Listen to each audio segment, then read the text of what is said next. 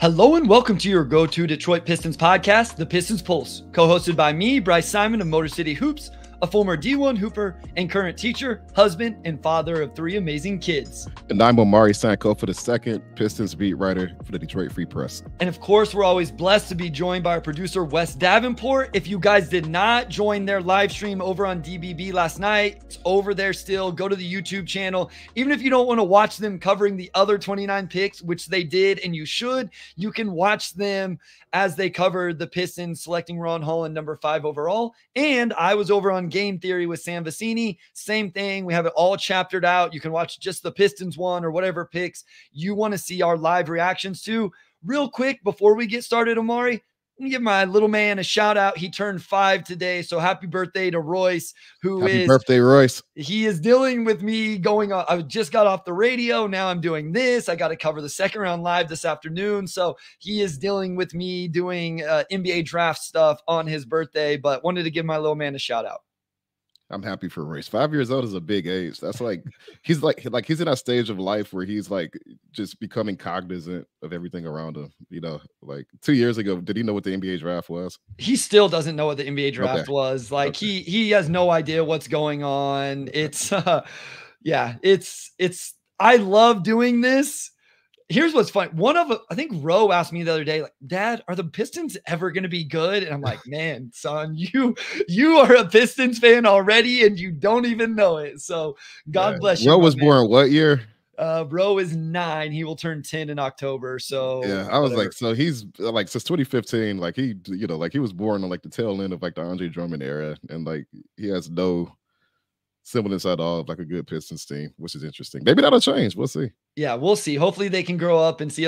Here's the thing. Rowan has gotten Chiefs success. So he's already spoiled as all get out because of that. So Rowan is doing fine whenever it comes to his sports fandom. I'm always jealous of kids who get born with like good football teams. Cause like I have to wait till I was almost 30 for that.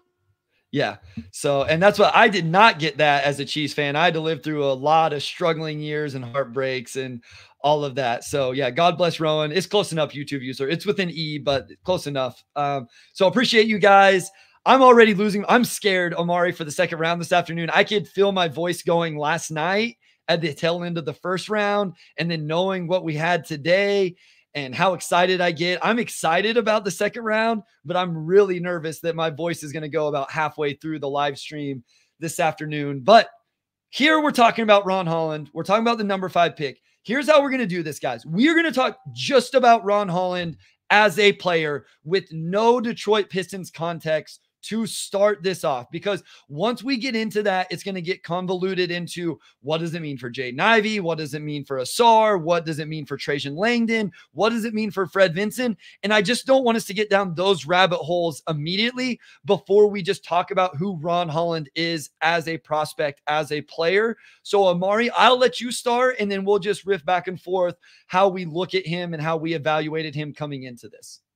Yeah, I feel like I've always been pretty transparent that like I'm a Ron Holland fan. I like his game.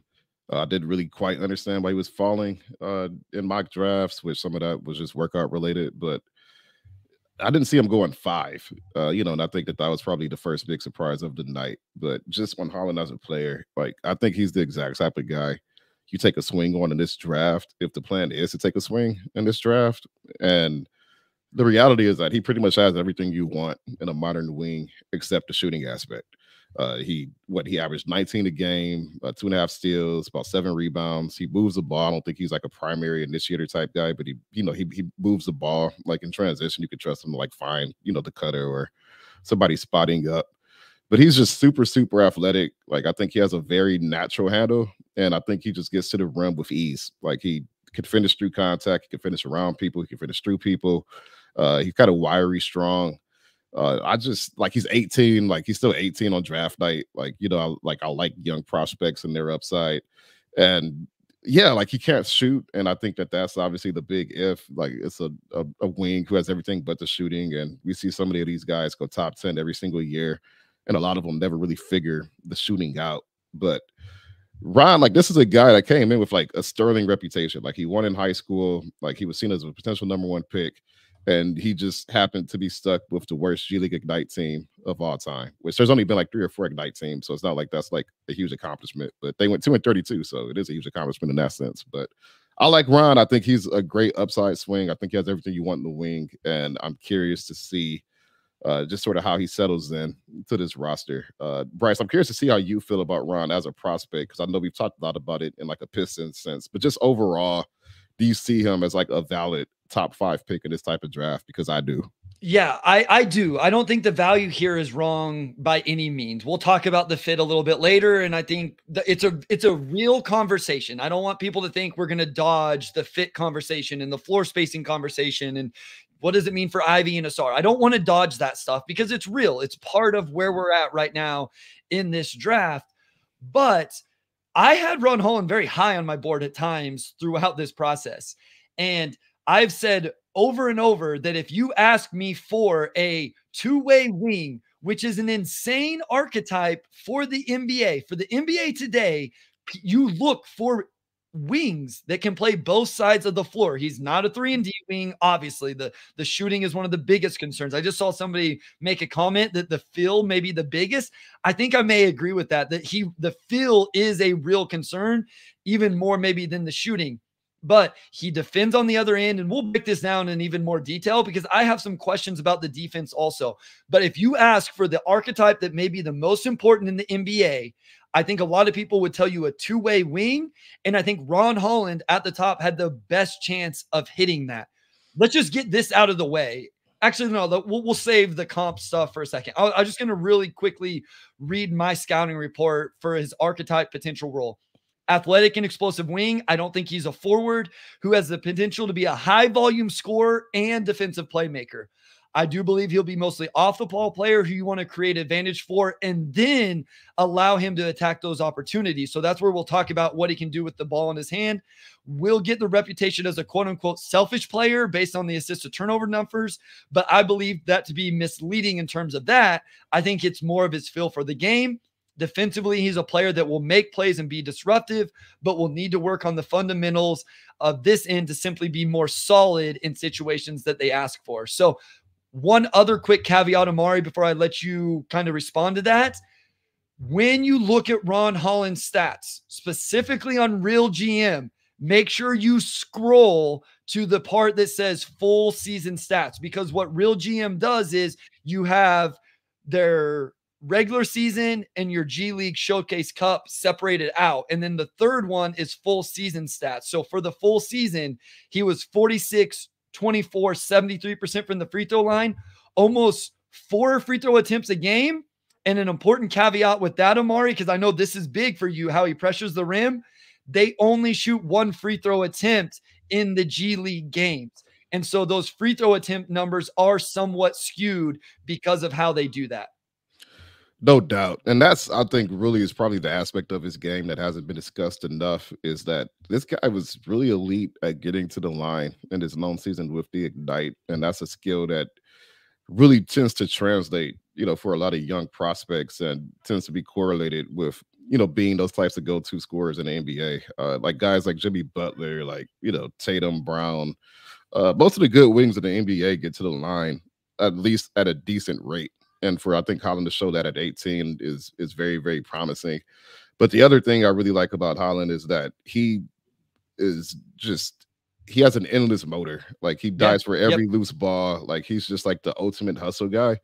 And I'm going to try to find the stats, when I hand it back to you, Bryce. But that's another thing that's really correlated with stardom. Like you look at like just NBA hustle stats and you'll see some surprising names at the top for like diving for loose balls and things like that. But those are just things that stars tend to do. Like they're very high effort, instinctual players.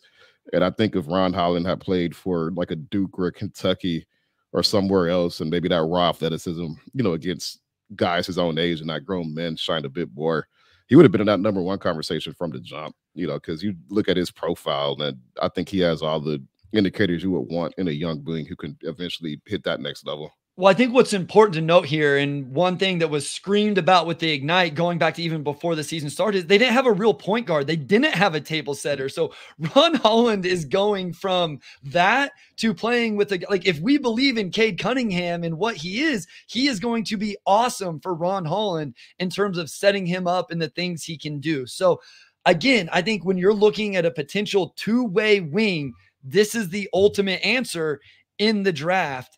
And so you laid out the stats, the numbers, and what he was able to do in that league still, or with that team. He has real twitch and explosion. I think he is one of the more athletic guys, especially in the top 10.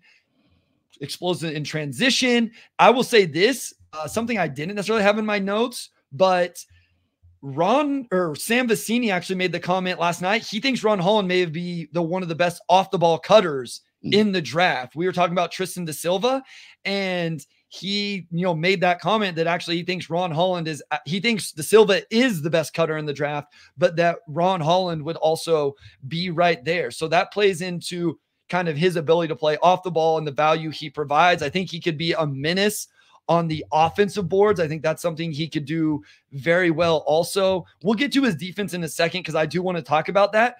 I want to ask you, Amari, what do you think about just the jumper and the way it looks? Because even my notes going back to the high school film is I didn't think it looked bad. I thought the arm mechanics and the follow through looked okay to me. I thought it looked good with the Ignite. It just, the numbers didn't really back it up. I thought he showed touch around the rim whenever he drove to the paint. So I do have a little bit of hope that, again, we won't fully get into the Fred Vincent conversation yet, but that he is going to be able to improve his shooting. I think so. His makes look pretty good. Like when you see him make a shot, like it's like, okay, like those are workable mechanics, and he could definitely replicate this at the next level as long as he tightens up just his consistency and his mechanics. His misses look pretty bad, and I think a lot of it, and I think a lot of it with him is just mechanical. It's just bad. Like it's stuff that's correctable. Like when I watch his shooting, I don't think, oh, this is going to be like a 2-3 year project. Like realistically, he could go into his second year shooting 34-35%, I think. And that's like an 11% improvement. But again, he had to create so many threes just playing with the Ignite. And in the NBA, you're not going to ask him like, hey, you're going to take side steps, step backs. Like you're not going to have to do that as much with the Pistons, or I would assume that their next coaching staff won't ask him to do that. As much. It's going to be much more, getting him good, clean spot up attempts, off both feet. And if you can build that consistent base, then, that's probably going to work out pretty well for him going forward. I don't know if he's going to become like a 38, 39, 40% guy, but I watch him shoot. I look at his makes, and I think this guy can get to 35, 36% in a reasonable amount of time. And I actually feel better about his shooting. I won't say I feel better about it. Like him and Buzelis, I don't think are that far apart as shooters. Like Buzelis' shot looks good too. He didn't shoot it that much better, but I think both those guys have correctable jumpers long term. We'll get into that. When we get to the second segment, we'll definitely talk about that, because I want to talk about the other options that were there. I want to sit right here on this question from Willie. What's his immediate role going to look like? And I think this is what's interesting about Ron Holland is because let's just get into the comp stuff that we were talking about. So there's going to be a lot of people that look at Ron Holland and they say he's going to have the Hamidou Diallo career, where athletic, all of those things, but doesn't really figure it out. The field's not great, and he ends up, a few years in the NBA and then he's gone. I think the median outcome that I kind of like, I'm not saying it's 1-to-1 with this player, but is the role that we saw from Derrick Jones Jr., where athletic, makes enough threes, disruptive defensively, those type of things. I think maybe that's the role you see from him maybe in his rookie season with the Pistons. And listen, people are going to freak out here. I get it. I'm not saying he's going to become this, but the ceiling, and put whatever percent you want on it, maybe it's 1%, maybe it's 10%, but the ceiling is going to me, is Jaylen Brown. Like that's the archetype of a two-way wing that could potentially be there for Ron Holland if everything hits right. So yes, and like it's a little bit better than Hami. I'm not comping guys. I'm not saying these are 1-to-1 comps. Every player has a floor and a ceiling. So, but there's a percentage that goes with each of those. So that's kind of where I'm at. So for me, Amari, going back to the question is, what do we see early, I don't think they put him in like a Jaylen Brown role, right? Like not to be this awesome two-way offensive. Like I think it's more of a little bit of a Derrick Jonesy type of role that we saw with the Mavs this past season. I definitely think it's more Derrick Jones Jr. And I got to make this point last night where, people were comparing him to Ausar. And I'm like, well, I think Ron has more guard skills than Ausar. Like he can make some things happen with the ball in his hands a little bit more.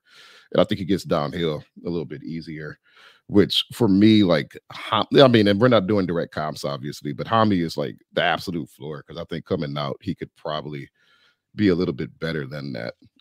But no, you talk about Jaylen Brown, and like long term, he does have a lot of those same indicators that make you think, well, he has a little bit to his game every summer. By year 4, he's going to pop.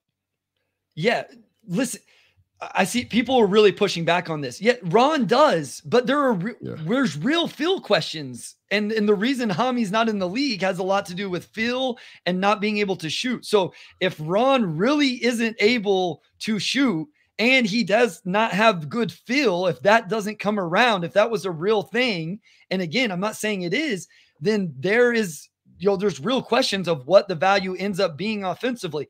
Just like the Jaylen Brown percentage outcome is pretty low, I think the Hamidou Diallo outcome that I'm throwing here is pretty low as well. Most likely it hits somewhere in the middle. I would like to think that the Jaylen Brown – okay, let's talk about the defense because Diallo played no defense. Here's what I'll say about Ron Holland on the defensive end. I think he plays extremely, extremely hard, and I think he can be real disruptive. I think there are some fundamental things that he has to get better at. He got labeled as like this an elite defensive player coming out of high school. I don't agree with that. I don't think he stayed in front of guys as well as that title would make you think. I don't think he did it as well in the G League as what it would make you think. He just got beat off the bounce a little bit more, but he does give great effort. I think he'll be with his athleticism. I think he will be disruptive.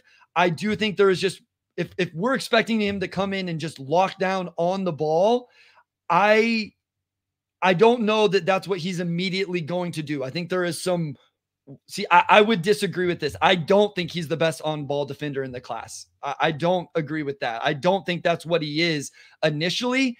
And I also had some questions. Like I have multiple notes of him not boxing out and really rebounding and missing rotations and some of those things on the weak side. This is all stuff he can grow and learn, Amari. Okay. He absolutely can. I'm just giving my scout on him and where I think he's at.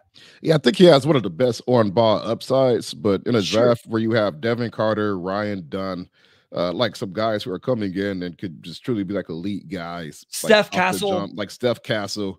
Like this is a pretty solid draft for defensive wings. So I wouldn't give Ron Holland that, but I think if you talk about long-term upside, he could absolutely get there. 100%. Yeah. I'm going to read this real quick just to get back to my loose ball stats. And some of this is going to be correlated just because these guys play a lot. But in order, here are the leaders for total loose balls recovered last season. And I'll read this because Ron Holland might be the best loose ball guy in this draft. Like, that's a stat that matters. Kawhi Leonard led the pack with 81 loose balls recovered. After that, it's Austin Reeves, Josh Hart, Luka, Anthony Davis, Jaylen Brown, Alex Caruso, Anthony Edwards, Kobe White, Sabonis, Fox. And if you keep going, you get Kyrie, Shea, Devin Booker, Zion, Dennis Schroeder. Like a lot of names you wouldn't necessarily expect. Yeah, right? I would not have. Yeah. But one thing that really correlates just with being a high effort player is loose balls recovered. Like all the stars recover loose balls. You look at it, like Steph Curry is in there. He had 55 last season. Like you would not expect a lot of these guys to be in there, but they just play a maximum effort all the time. And that's Ron Holland. Like it's not like a massive stat, right? Like loose balls recovery. You don't think about it, but you look at the guys up there and you do see a lot of toolsy wings who came in with sort of Ron Holland's reputation and ended up developing the other aspects of their game. And I think that's what really gives you more confidence with Ron is you talk to people like just the way he played.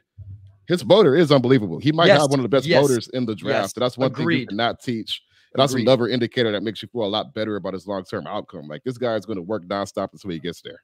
Yes, I agree with that 100%. And that's, I'm just giving where I think he is right now. That's what all I'm trying to do is give that context. I don't mean to push back as much as I am.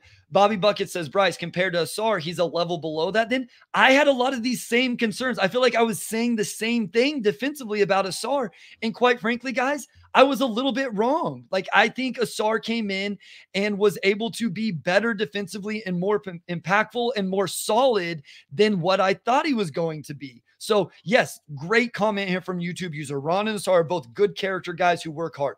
I agree 100% with that. So, I think Ron will get there. I don't think, like, there's a lot of these Herb Jones, Jaden McDaniels. I love those comps.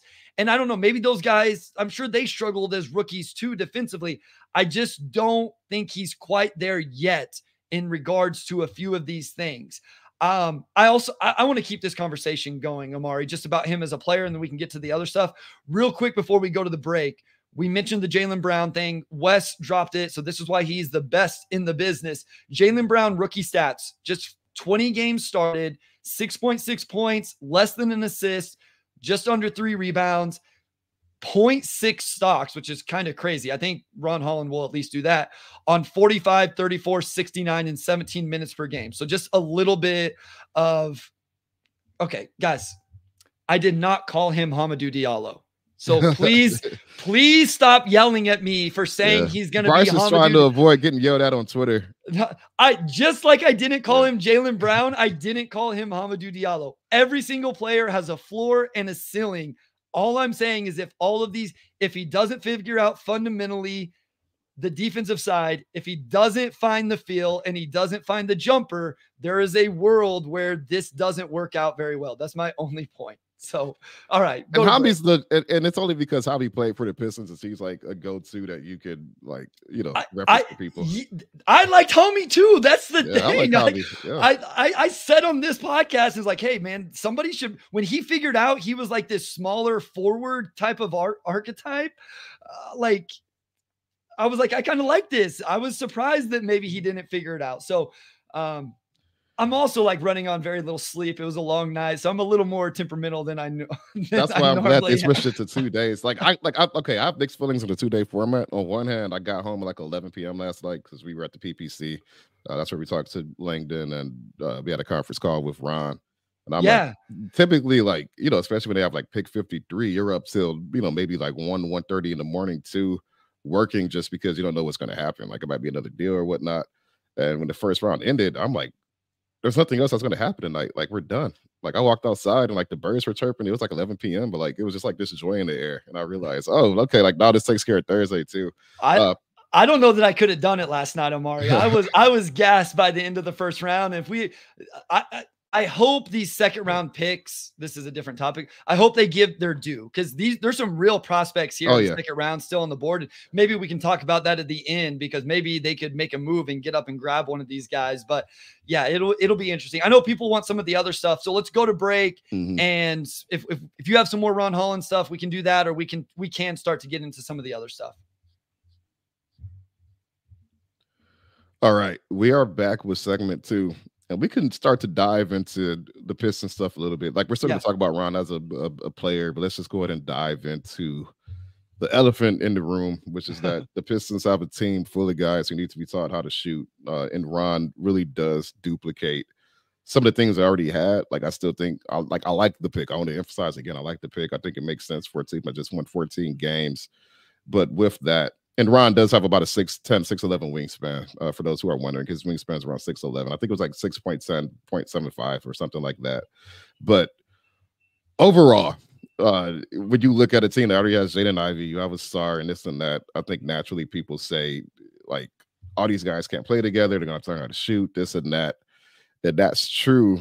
But I also think it goes back to what we've talked about on and off since essentially last summer, which is that the Pistons have so many young guys that you can't commit to all of them anyway. Like, it may not be this summer where you start to part with guys, but over the next 3 seasons, you're going to have to really make some tough decisions as far as who do we prioritize going forward, especially with Cade. More likely, like, he's going to sign that max extension this summer. And then you have Ivy and Duren due next summer. So you're not going to be able to keep all these guys. So that's kind of how I look at it, right? If you look at this as a 5-year plan, you can't keep everybody, so you might as well just take as many upside swings as you can. But I guess to what extent does Ron Holland just not necessarily addressing needs right now sort of knock this pick back for you compared to maybe, some other directions like a Connect or some of the other guys there? Yeah, so real quick, we have somebody joining live from Poland. So we appreciate, and guys, we appreciate everybody in the chat. I love how active it is. Everybody's being pretty congenial here this morning, differing opinions, but everybody's being polite. So I appreciate everybody. We love you. Hit the like, subscribe. If you're listening on podcasts after the fact, all the same stuff as normal. So thank you guys so much, for tuning in and being there. Here's something that was really interesting. So I had somebody really come and talk to me about who were the Pistons going to take at 5 that fixed the floor spacing. So Risa Shea's gone, Sarr's gone, Shepard's gone, Castle's gone, right? So at 5, does Klingon fix the floor spacing, Amari? Maybe in 8 years, but he okay. reaches Brook Lopez ceiling, but no. No. Does Buzelis? No. Does Topic? No. Does Tijan Salon? No. Does Cody Williams? Possibly, but probably no. Low volume. Yeah. Low volume, right? So there's questions there. I've even had people push back to me that Devin Carter was, is he a real floor spacer? Because we've only seen 1 year of it. And when I suggested that, they yelled at me. Yeah, no, people hated it. Yeah. So, and here's the thing. I had Dalton Connect high. I was obviously wrong because he lasted all the way to 17. Which is an absolute steal for the Lakers. That's actually, I feel like the league just had a collective, why did we let them get Dalton Connect? But yeah. Yeah. So, and I agree, but people are talking about drafting Holland at 5 and not trading back. I mean, we wouldn't have known it if they would have, but I wonder if there wasn't the trade there. That's something we'll talk about in a second. So the guys we're talking about is Connect, who ended up going 17, Jared McCain, who ended up going 16, Jacoby Walter, who went 19, De Silva, who went 18. And so I think my point here is this is a long way of getting to who is the guy you could have taken at 5 that people would have been excited about that actually fixed the floor spacing issues. And here's the other thing. Then we would be having a conversation today if they take Dalton Connect of what, Amari? Who is this team going to defend, right? And Jared McCain, we'd be having the conversation of he's small. Jacoby Walter, there's some defensive concerns as well. So at the very end of the day, I don't know that they were going to solve shooting and floor spacing with this pick anyway. So why not take the two-way upside swing that we've been talking about? And I made that point on Twitter last night because the main issue that kept coming up around Holland was that we took another guy that can't shoot on a team of guys that can't shoot. And it's that's valid, but you're going to say that about almost anybody they're going to take in his spot. Like Buzelis, not a great shooter. Cody Williams, not a great shooter. In this draft, if you want a shooter, you either want a top 3 pick or pick 15. You don't want to be in that wasteland between 4 and 12 or 13 or whatever, where you have all these, essentially various level of project guys who need to be taught.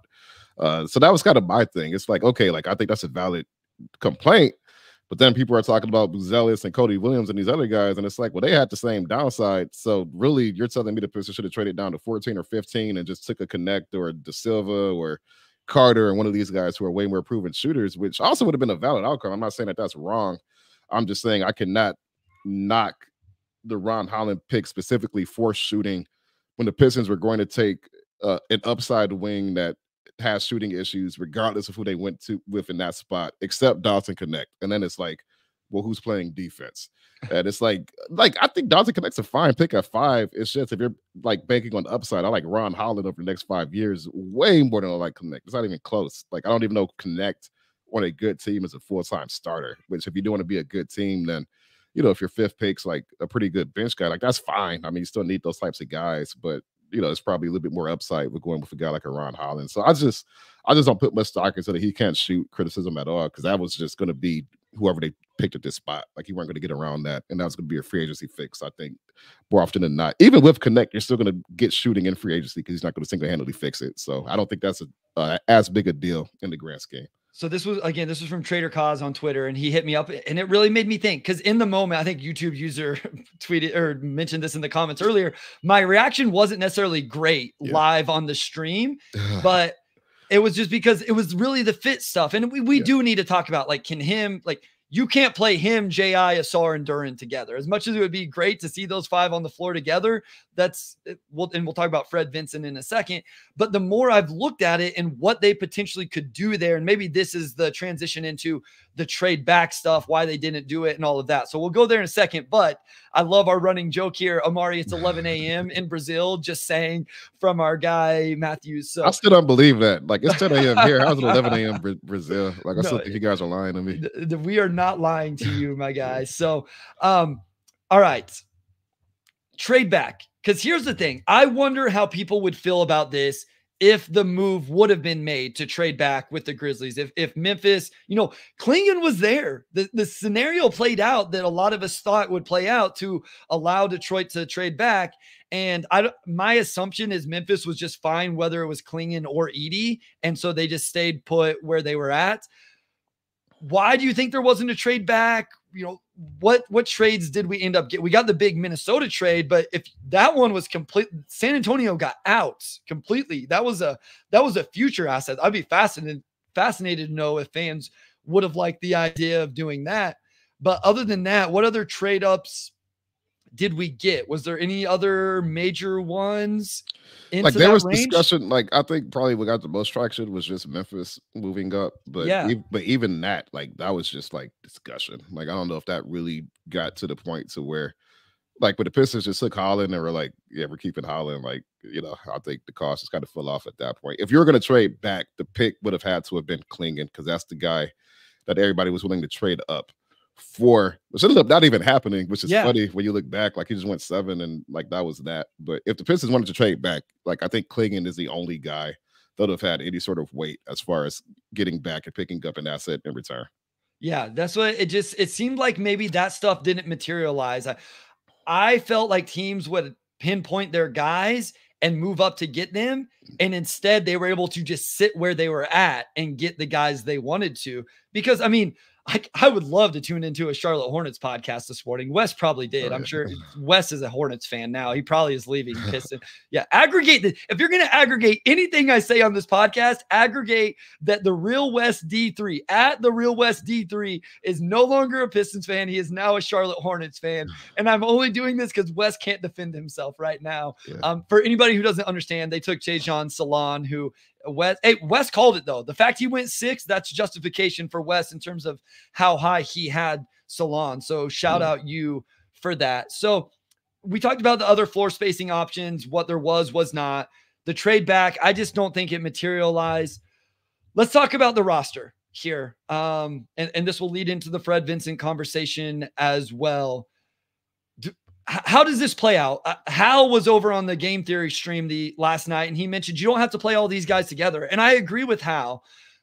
My counter is, though, you kind of have four guys right now that you want to play that can't shoot, and 2 that are complete non-shooters as it stands, and the other 2 are bad shooters at best.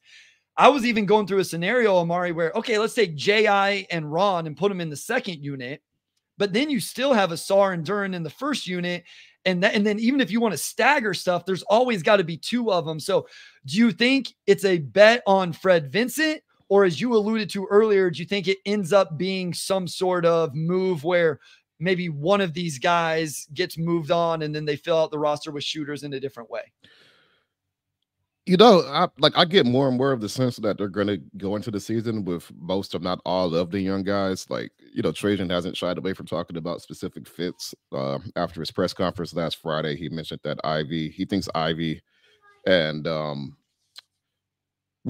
last night, for one, he said that he thinks Ron Holland and Ausar can play together. Like, eventually, obviously, one of those guys will have to learn how to shoot, but he didn't shy away from that. And then last week, he talked about Ivy and Cade playing together in the upside there. So he's clearly already looking at these combinations and, thinking, well, how could this work or how could that work? But again, he's also putting a lot of faith into Fred Vinson as a shot developer. And I think that that's really the key in all of this, is that, like Pistons, like they've been talking about a shot doctor for so long, right? Like, even on Twitter, like, I feel like the main conversation has been, when are the Pistons going to hire a shot doctor, this and that? And now they have one, and he's going to earn his salary. Like, I don't know what the timeline is for these guys becoming shooters, but like, I will say, like, when it comes to fit, like, if any of these guys could shoot, I think you just stop talking about it, because you can play any shooters together pretty much. So I'm looking at next season as almost like a halfway season between like, let's move this thing forward and like get some good players, but like let's also evaluate what we have and figure out where we should invest. And yeah, the Fred Vincent key in that is really going to be important. The Aaron Gordon talk here, like that's been a big comparison point. Like you have a guy that's an athlete, great instincts, to see somebody shoot, and then you'll be okay. So I'm curious to see how these fit issues like play out long term. We've got some ugly lineups next year, but as they make those decisions, I think it'll even out because I don't think Trajan's going to long term try to build a roster that can't shoot. He's the greatest shooter in Duke history besides JJ Redick. Like I don't think that he's going to build a roster that can't shoot. Like he knows how important it is. Yeah, I mean, I hope. Listen, I don't know how to evaluate Fred Vincent because I haven't been there a part of it. People tell me it's real, so I'll just take people's word for it. He doesn't have to fix all four of them. That's the other thing. We say like, oh, there's four non-shooters. Listen, I don't care if Jalen Duren shoots. Go be really good defensively. I could care less if Jalen Duren ever makes a three-pointer in his career. I don't need to see any of the other offensive stuff. Go be a rim protector.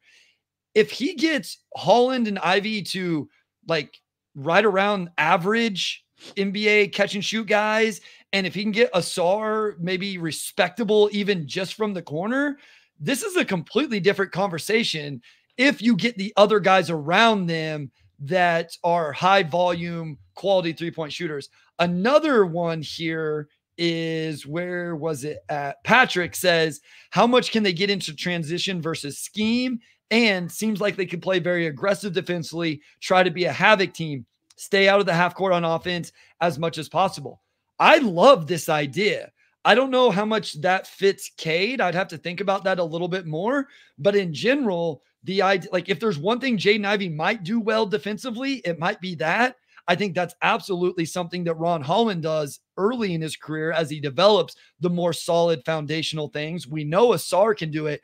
And then could you imagine J.I., Holland, Ausar getting out in transition with the ball in Cade Cunningham's hands? Like that's the one time on the floor where the spacing isn't quite as big of an issue. So the one thing you have to get with that, though, is a coach that buys into that vision. And right now, obviously, the Pistons, we have no idea in regards to that. So I do think it's interesting. I will say this, Amari. I know they can go get floor spacing in free agency, the trades, whatever. But then at some point, like they have 9 dudes now that I think they would want to give minutes to, right? So at some point, like something has to give. If you add 3 floor spacers,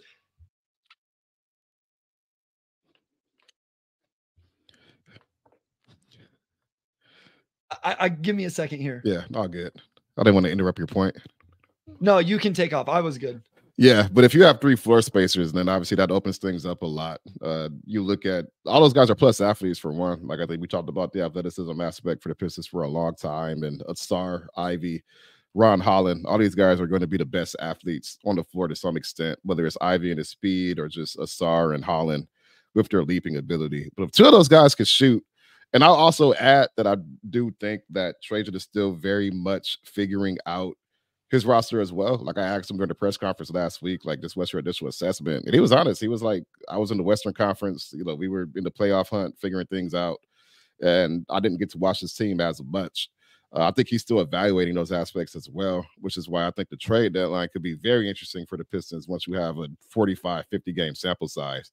But again, like you have all these young athletes, you get some of these guys can shoot, you're going to have a lot of positional advantages just off of that. And I think, again, like don't look at next season, just sort of look over the next 2 or 3 seasons and just sort of see the outline of what they're trying to get going here. Yeah, Bobby Bucket says, Dad duties never stop. I'm sorry, guys. I apologize. In fairness to him, it is his bedroom and it is his birthday. So I assume this would happen. We get a comment here. Please don't overanalyze. Like we're literally paid to overanalyze, guys. Like this is what we're going to do. We try to do it as level-headed as possible. I know sometimes I get worked up. Amari's the most level-headed person I've ever been around. Like he never gets up or down or whatever.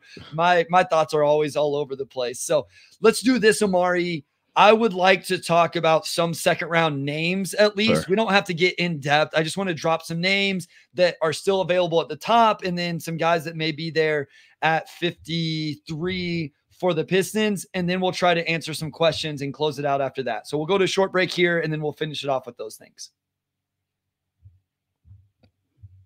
All right, we're back with segment 3, and as Bryce alluded to, there are some interesting names in the second round. Like, I don't know if any of these guys will be there at 53, but you look at Johnny Furphy and Yep. Kyle Filipowski, like these guys who had clear first round talent that slid for whatever reason. I guess what's your take on the second round quality right now? And like, let's talk about names that could fit as a whole. Like, they have pick 53, but there may be some movement there if you really like a guy. Yeah, so I would say Filipowski, Tyler Smith, Tyler Kolek, Johnny Furphy. Yeah. Those are the big names for me that made it out of the first round. And it was guys like Dylan Jones getting into the first round, AJ Johnson, Pacum Dadier, Terrence Shannon Jr. getting into the first round that bumped those guys. I would love if Detroit was able to go up and get, I think Filipowski would make sense on this team as a floor spacing big. Absolutely. That would be interesting. Tyler Smith, again, a floor spacing forward / big, a little bit more forwardy, but I would like that. Kolek would be a backup point guard if you think they needed that. Furphy obviously makes sense. Some other guys, like I don't know the range for these guys, but I'll give you some of the wings that I like. Justin Edwards, who was a big time high school recruit and it just didn't hit, but really kind of embraced a 3-and-D archetype at Kentucky. Bobby Klintman, Melvin Ajinça. I think Cam Christie's going to go before they get there. I was going to ask about him. Yeah. Yeah. Listen, I drafted him in my most recent mock with Mavs draft. I don't think he gets to 53, but you talk about floor spacing. Keyshawn Johnson is a guy like Jalen Bridges. Antonio Reeves is a real bucket. Doesn't defend, but he's a bucket. Quentin Post is a guy I sneaky kind of like, because he's an older prospect. He's massive and he spaces the floor. He's, of the names I've dropped so far, I think he's the most realistic to be there at 53. And I would love to see Detroit either draft him or get him in as an undrafted free agent. No doubt. So you saw some interesting guys down there. Like, I'd be curious to see if a guy like a Cam Christie does end up falling a bit, just because he still is a really raw, really young prospect. And I'm curious to see if teams are more like, we want him as like a two-way guy, we want to bring him in as like, this or that. Like, I do wonder if his rawness there will kick in. Like, how confident do you feel? And it's the second round, so obviously there's not much confidence, especially that late, that you could get somebody. But are there like back of the second round names specifically that you think could be there? Whether it's a guy who could sign a two-way, go undrafted, or is just very firmly like in that back half? Yeah, like I think there's going to be some names. I brought up Quentin Post. Mm-hmm. PJ Hall's another guy that theoretically spaces the floor. People have brought up Enrique Freeman. That's an interesting name. Isaiah Crawford. There's some names here. I just don't know.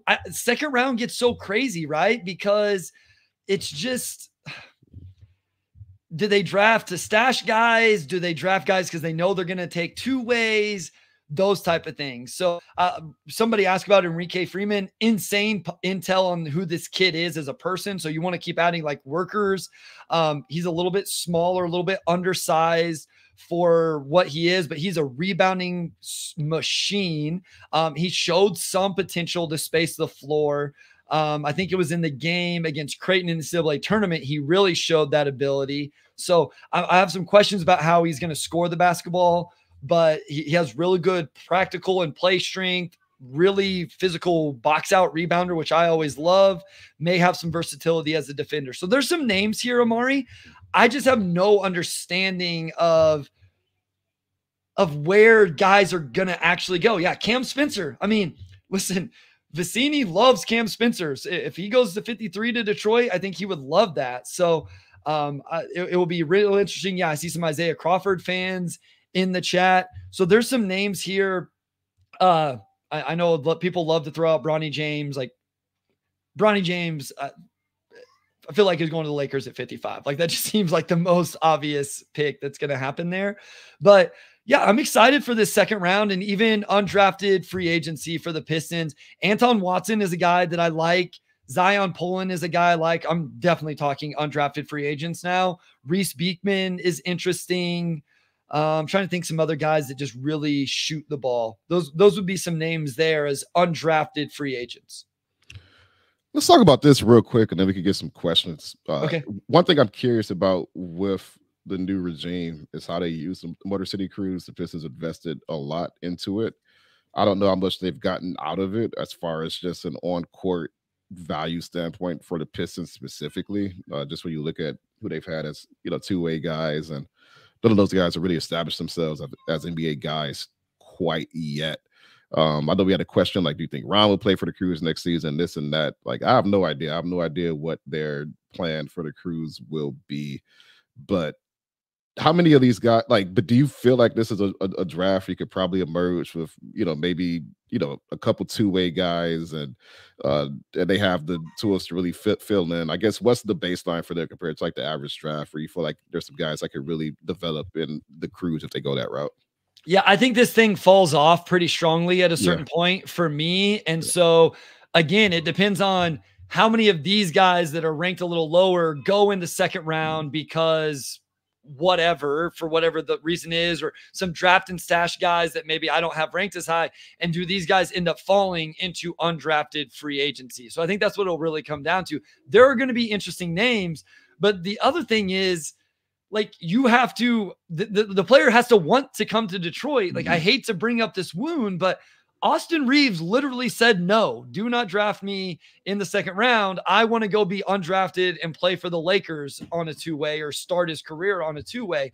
So there's a lot of those conversations. And so it's just about those connections there and what you're willing to give and those type of things. So I think there are potential names. I just don't know the mechanisms and how easy it is for Trajan and the Pistons to execute those things.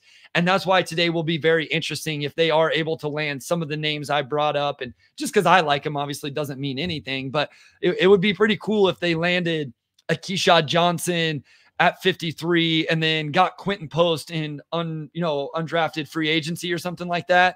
I would really like, some of those names if it ended up there. So no doubt. We'll get to some questions. I always like talking about the late second round guys, because that's just like, we could just call that the Bryce Simon segment, honestly. Like, and check out his draft stuff if you haven't, because I know he's got a lot of second round stuff to inform you for listen, I'm excited for today. Like, straight up, again, like, I don't know if my voice is going to hold out or not. I am juiced to do the second round live stream. So if you guys don't have anything going on, I don't believe DBB is going live today. Wes, thumbs up, thumbs down. They're not. So no competition here today. I can just promote Game Theory. Come over and watch the second round with Sam and I. It'll be a lot of fun. No doubt. We have about 13 minutes. We could dive into some of the questions here. Starting off with YouTube user, does picking Holland signal that it is more likely to trade some of the young Weaver picks at the deadline? Does it also signal that Langdon is all into a slower rebuild, basically tank again this year? I think there's a lot we don't know, just given that we got to see how free agency plays out. Like, I'm curious to see who they prioritize in free agency. Like, there's a lot of Tobias Harris smoke. Obviously, they're going to go after shooting. I think it's too early to say at this point. I think a lot of that really just comes down to how well guys develop next season, how they start, and just where the team is looking at the deadline. But with that, like, I don't think Langdon is looking at this process like, we got to get better immediately. Like, if that's your priority, then you don't take Ron Holland. You take Connect. Agreed. Or or even like a Rob Dillingham or some other guy that's going to come in with immediate utility as a shooter. I mean, I don't think Dillingham's a great fit just because he's so small and you have so many guards anyway, but still, like, this draft was not a we're going to speed this thing up draft to be. This was we're looking at this like a 3, 4, 5 year project. So I think next season really is going to set the expectation for the next 4 years. Like, I think he's coming in with only so much understanding of the current roster, and there's going to be a lot of evaluation, a lot of research, a lot of learning through the first half of next year. But I think that deadline will be some sort of pivot. I won't say pivot point. I will say at that point, he will know sort of what he's working with. And at that point, you probably will see more of a willingness to sort of part ways with what was already built here when he came in. I will also say, just on the Rob Dillingham front, I think that's a great landing spot for him personally. Yeah. I think going to the Timberwolves and being insulated by... I love that trade. Yeah. Like, I love that trade. I still have to figure out the value. Okay. The value of some of this stuff. The Denny trade value, I love Denny. I'd be interested to see what Wes thought about the value of that. Yeah. I know he's a Denny guy. I'm surprised they got 2 seconds and 2 firsts. You would think the 2 firsts would have sufficed, Yeah, it seemed, but I thought the Mikal Bridges trade was, so I think what I need to learn is this is a premium right now for sellers in terms of the draft capital people are getting back. why I like that for Dillingham is they have the wing defenders and the rim protector to insulate him on the defensive end. So I think he ended up in a good spot if he is going to succeed. To this, I'm going to give Wes credit because this is not my original idea. I'm stealing it from him on Twitter. I think that this does signal that maybe they're not going to go out and try to get that number 2 guy like Brandon Ingram or some of the people we've talked about, that they do fill this out with role players. Because if you're drafting Ron Holland to be a number 2 next to Cade, I don't know why you're drafting him. Like, that should be the ultimate thing. I don't know exactly how Wes worded it in his tweet. I think he said the moving forward, it's kind of hitched to Cade and Ron, or that's what they're building around. Sorry, Wes, I'm getting your words confused here. You may type it into the chat, but I think everybody gets the idea. And I do think I agree with that.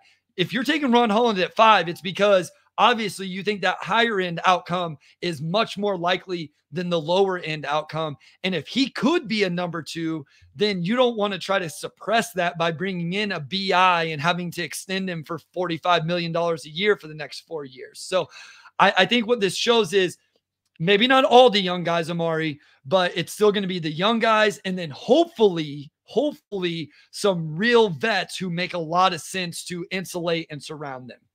That's my sense as well. You have $64 million in cap space, and you could just go so many different ways with that. Like, you could still, throw $20 million a year at somebody if you want, and still have, 40 plus to maybe take on a bad contract, maybe sign another, wing who could really shoot.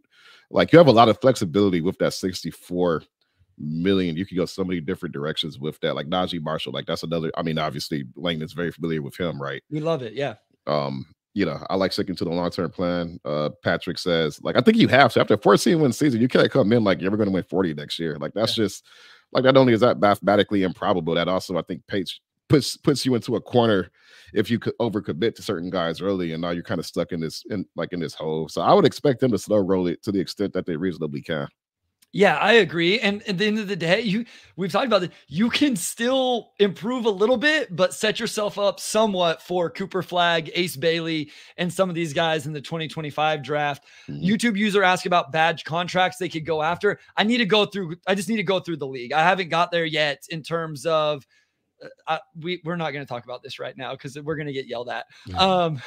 But somebody brought up Andrew Wiggins, and yeah, we're not going to talk about that right now. If we're calling Holland an upside swing, what does it mean for our immediate future? Okay, so we just kind of answered that one as well.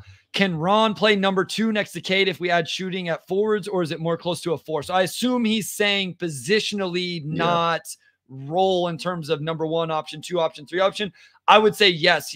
I think he's a 3. I think he's a wing that would move closer to a guard than a wing that's going to move to a forward. The more I've kind of evaluated and watched him, would you agree, Amari? I agree, but how would you compare that to Ausar? So I think Asar's a forward. Yeah, okay.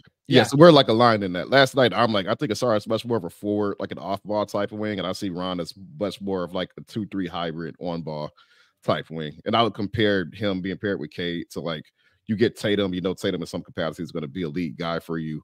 They take a swing on the Jaylen Brown that could essentially do a lot of the same stuff, but some different stuff as well because he's more athletic and more of an upside swing. So like we get into position and all that, and I think the reality is like, I don't know how much the positions really matter. You want a rim protecting big, you want 2 to 3 guys in the middle who can shoot and defend. Then you want your playmaker who is Cade. And I think whether it's 2, 3, 4, like all that's really just matchup dependent. But in general, I think all those guys can be pretty malleable depending on who you put next to them on the floor. But I think me and Bryce agree that Ron's probably more 2, 3, and Asar's probably more 3, 4 in that hierarchy. Yeah, we may have talked about this. You just laid it out, but it's kind of like a 1-3-1 roster construction of you have your primary on-ball guy. You have 3, whether you want to call them off-ball guards, wings, forward, whatever you want to call them, those 3, like let's just call them wings for the sake of simplicity. And then you have the big man. And ideally, like you said, my favorite archetype is a rim protector and stretch, but hopefully he at least protects the rim. And there could be some more nuance in this, but Holland definitely fits into just that wing. As you mentioned, so does Ausar. But if you really wanted to get into a 3 or a 4 or whatever, I think there is some difference between those guys. Can we talk about Cade and how much they flesh out this roster to get him some shooters? Yeah, like they have to. Like we've talked about this. They weren't going to do it in just the draft. So I agree here, Nick. They have to put some floor spacing around Cade, and hopefully they're able to do. I would love. I wish I could find the big man that spaces the floor. I just haven't been able to find it in free agency. Maybe there's a trade. Those guys are hard to come by. But yeah, if that wing forward, if they can add some shooting, that would be huge. What vets could help us win games with the current roster? Najee Marshall is a name that we've talked about quite a bit. Let me pull up. Do you have any other names straight Yeah, off I do. top? I actually did I just did a story looking at a lot of the names that they could pursue last week. And I'm trying to pull it up now. But there are like a lot of like mid-range free agents, you know, veteran guys who could come in immediately and I think help this team out. I cannot find my story right now though. But this is a good, like, this isn't a good free agency if you want to make a big swing. Just a good free agency if you just want to find some guys who are going to make between, you know, I think 8 and like 16, 17 billion a year and just really fill a row. Like Najee Marshall, does he get more than 13, 14? Like, you know, I'm assuming not. So some other names, Gary Trent Jr. is a name. Kentavious Caldwell Pope is out there potentially, depending on what it is with his player option. Gary Harris, Patrick Williams, Obi Toppin, DeAnthony Melton is an interesting name to me. I know Hartenstein. I like Melton a lot. Yeah. I know Hartenstein is, listen, Tobias Harris I know is very polarizing, but on the right deal as like a plan B. Kelly Oubre just come off a really interesting year. Tobias Harris could come in and do some of the things they would be asking for or that we're talking about here. Not a long-term answer.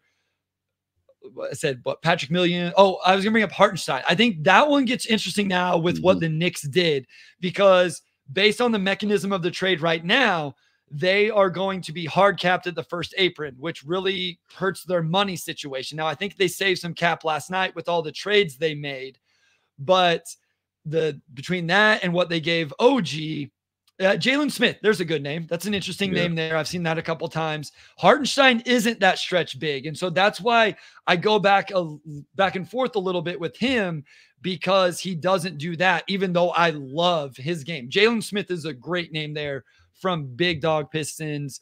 That's a player option with him. So, you know, if he doesn't take that, Derrick Jones Jr., we talked about, you know, he's an unrestricted free agent as well. So there are some names out there. I like the idea of just kind of winning on the margins with these. Jonas Valanciunas, I see as a name that people are bringing up in the chat as well. Malik Beasley. So these are the names. About this Goga, but Batasde, like if you want a rim protector, like I think he's great. Gary Harris, Buddy Hield, Derrick Jones, you mentioned him. Najee, you mentioned him. Doug McDermott, DeAnthony Melton, mentioned him. Oubre, Taurean Prince, Gary Trent Jr. Like those are all guys who I think fill those roles to some extent. Yeah, no. So to your point, none of these guys are needle movers, right? No, Mari, none of these guys are second star, but the pick of Holland and what he could potentially be makes it even more sense to just go with these type of role players that fit into these 3-and-D archetypes. So I think this is going to be the path. I was going to see if I could just look through some potential trade candidates. Do we have another? What other questions do we have here? Here's one that maybe you would have, Amari. I don't know. Yeah. No updates right now. Like I haven't heard anything. You might read the question just for the podcast listeners. My bad. Any update on Asar's health? Is he practicing 100% or is he still rehabbing? Will he play in the summer league? Like I think, like I don't have a summer league answer yet. Like, you know, I haven't heard anything to suggest he hasn't been rehabbing okay. But I think the next 3 weeks will be pretty telling as far as where he's at, as far as getting back on the floor. So that's a little bit of a TBD, but you know, I don't think there's any reason to worry about that right now. You know, you mentioned Cade Cunningham's extension earlier. I think I actually reached out to Keith Smith. I said, hey, is this Scotty Barnes extension what we should probably expect for Cade Cunningham? And his short answer was yes. So if you guys kind of want to get an idea of what the Cade contract and extension would look like, that is something that maybe, you know, you can go check out what Scotty got. And that might be something that we could be looking at for Cade's numbers. I'm just scrolling Spot Track here. I said it right this time. So everybody that yelled at me and Wes on Twitter about saying it incorrectly, Spot Track. Thank you, Keith, for correcting me there. So I'm just scrolling that and looking at, contracts by size and seeing guys who maybe teams would want to get off of. And there's no names that stand out. I mean, like, is Cam Johnson another name that would be brought up now with Brooklyn wanting to sell off and tank? It would be, it would be brought up. I think the issue is that the Pistons aren't necessarily buyers in the sense that they have draft picks that they can invest in the prospects. Yeah. So, you're probably looking more at like salary dumps than like players who actually have to sacrifice assets. Same thing with Kuzma there. Yeah. There's not. I mean, Tim Hardaway Jr. is the name, right? Yeah, I did a trade story too. Like, I looked at a guy like a Robert Williams III. Like, he's had injury issues. Portland just drafted Klingon. Like, I know everybody's looking at, well, they're gonna have to trade. They're gonna have to trade Ayton. But I'm curious to see what happens with Robert Williams. He has 2 years left on this deal. They can just keep him as a backup. Like, he's only making like $12 million a year, just with his injury issues and the fact that they're gonna have a roster crunch, and the fact that they have to save money. Like, I just wonder if that's a guy that could be a potential salary dump type of target if it comes down to it. Yeah. So there's some names out there. The Tim Hardaway Jr. one was interesting. He's very inconsistent. Maxi Kleber too on that roster. Okay. I think would fit pretty well. Somebody was like, I think what I saw was like THJ for Quentin Grimes. I'm like, no, why am I including Quentin Grimes in that? I'm like, I never just keep Grimes, Yeah, I'll just keep Quentin Grimes in that situation. I'm good. So I don't know what like the picks and stuff would be there. So, this is interesting with Portland getting Denny as Jeremy Grant, a trade candidate. And for the record there, Wes said he thought the Denny trade was on the high end of fair. And, obviously, Wes is a huge Denny Avdia fan. Fantastic coverage, guys. Is it harder to develop a good shooter or a high energy defender? It seems Trajan prefers the latter. Prefers the latter. Yeah, we could probably close on this one. I'll see any other questions. I think it's harder to develop a high energy defender because I think shooting, like, both of those aspects are mental, but I think shooting is a lot more mechanical and reps, whereas energy can't really be taught. Like, I think that's just something you innately have or you don't. So that's why after you see guys with motor issues, like, just become high motor guys out of nowhere. Like, I do think there's just some stuff that's just inherent to you as like an athlete. Motor's like one of those things that's really tough to fix once you're in the NBA, or even like defensive effort. Like, you see guys who get into like very set teams that are contending and have very specific roles and very specific schemes who can like do that.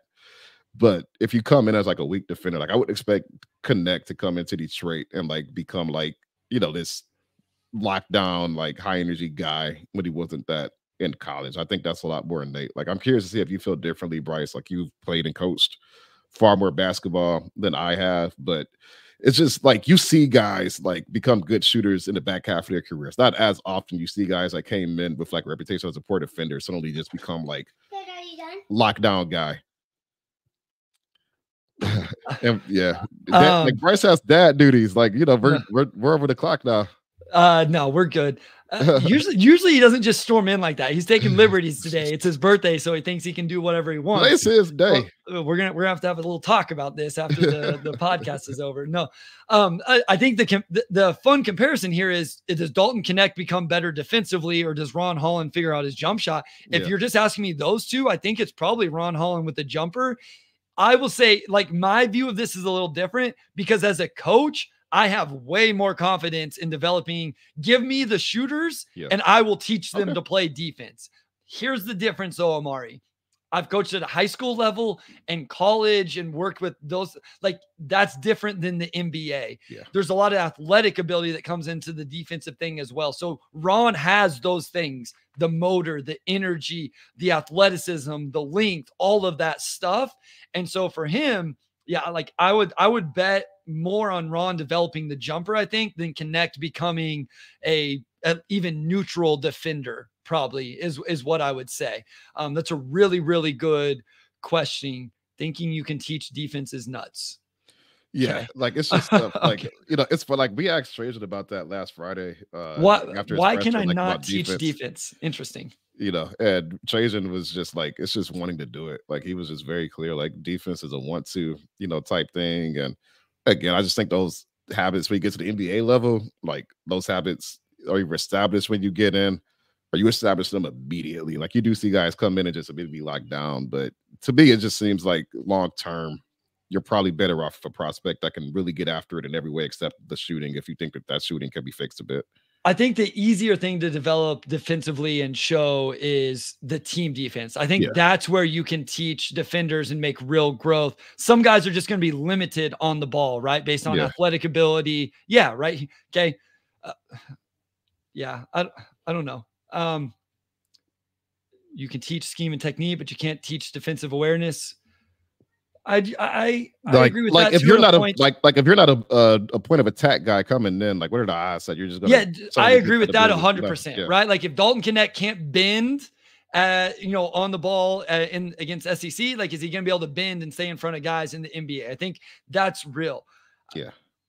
Listen, I think you can sit down with guys, watch film, and teach them scheme and where to be and things to recognize. And you can show them, hey, this is where you're missing things. This is what you need to look out for.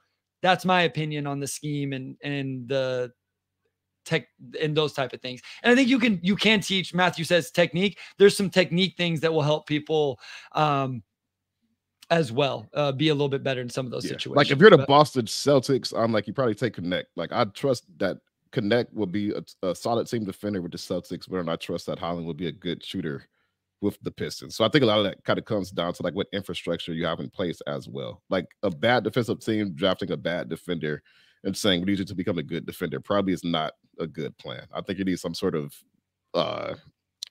like infrastructure in place to kind of help them make that transition easier. Yep. All right, let's cut it off here. Yeah. We will be back. I mean, it's Thursday right now. We'll be back either Sunday or Monday, and we'll have a second round pick. Well, no, we're not going to be back Sunday or Monday. What did we decide? We'll be back. Depends on how free agency plays we'll figure it out. Like free agency opens Sunday, so it's going to be very much kind of play by ear next week. It might even make sense to hop back on Sunday and just talk free agency, but we'll figure that out. We'll keep you guys posted on YouTube and Twitter and whatnot. Yep. We will let you guys know. Thank you for everybody that tuned in.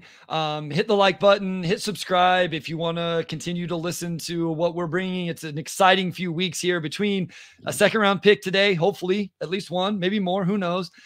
Summer league coming up, free agency, all of that. And then we'll get into the dog days of my fun food takes and lawn care. Absolutely. This was a good day, I feel like, for our listeners. We got on at 9:30 or like 9:40, and we are taking people from when they get into the office to their lunch break. Like I want to know how many people were at work listening to us, because this is sneakily, this is one of my things that I would love to know, that people are legit at work in their office, hiding from their boss, watching the Pistons Pulse. That would be the ultimate compliment to us being a good podcast, is people kind of skipping work to listen to us.